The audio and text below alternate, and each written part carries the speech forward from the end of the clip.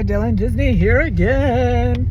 Another amazing good tip for the day is get to know your area. A lot of passengers are, if they're not familiar of where you're at or where they're going, they're going to be asking questions or like, hey, where do you recommend we should eat? Where's the best place to go? Are there any places we should avoid? Okay, Google, take me to work. All right. So yeah, that was something whenever I started doing rideshare that I wasn't ready for. I was like, shit, sorry. I was like, I don't know. And it took me a while to kind of get feedback and stuff from different passengers and different things and find out what to recommend, tell what is the general consensus of places to avoid. So like for San Diego, I'm always going to recommend dining out in Little Italy. You can't go wrong with any of the food in Little Italy.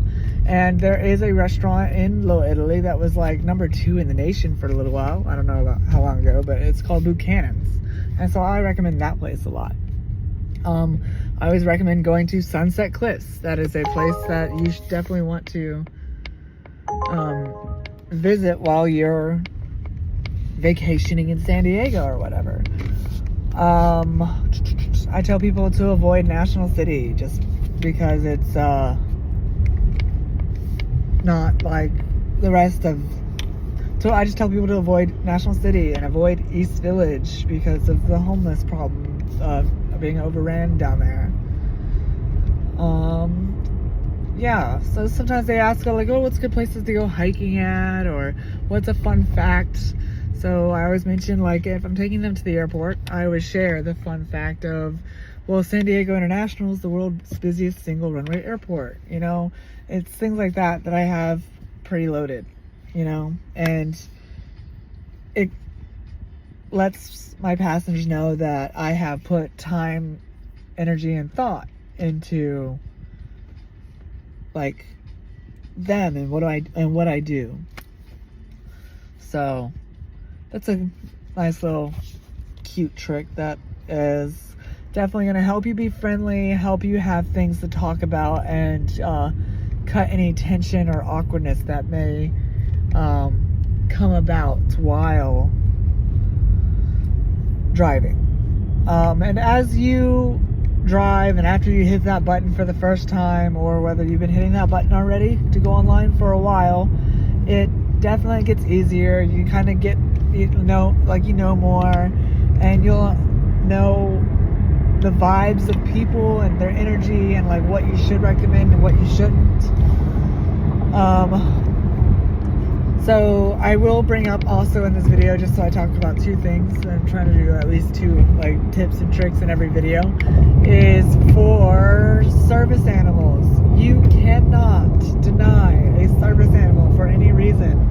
It does not matter if you are allergic to cats or dogs, or if you don't like animals, or you had a trauma with a dog growing up. They will remove you from the platform, and you cannot deny a rider because they have a service animal. It's very like tiptoeish about how the like policy of the questions you can ask.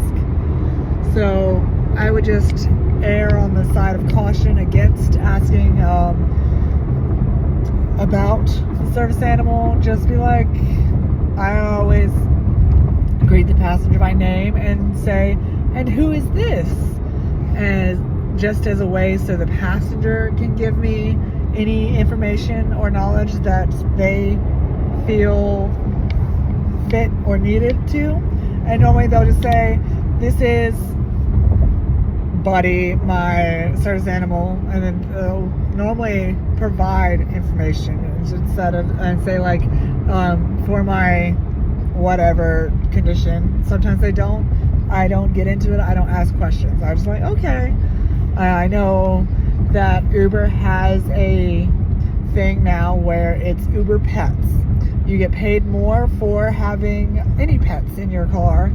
However, if you don't have that selected and someone gets in your car with an animal and they're a service animal, you cannot turn them down. They, at least here in San Diego, they're very good at, even if it's a service animal or not, doing the pet option. That way the riders or the drivers are already well aware that this is about to go down and happen. So, again, my name is Dylan Disney, here with all your rideshare tips and tricks for Uber and Lyft, and until next time.